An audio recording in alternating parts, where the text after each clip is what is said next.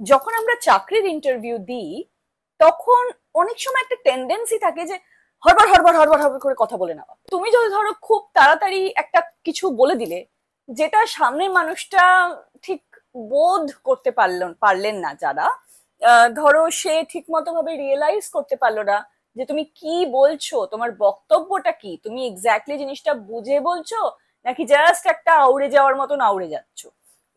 এই বিষয়টা যদি তার কাছেও ক্লিয়ার না হয়, তোমার যে দক্ষতা সেটা যদি তার কাছেও পরিষ্কার না হয়, তোমার যে আন্ডারস্ট্যান্ডিং বিষয়টা নিয়ে তোমার যে বোধ সেইটা যদি তার কাছে গিয়েও না পৌঁছয়, তাহলে সে তোমার উত্তরকে কিভাবে ঠিক হিসেবে ধরবে, তাই না?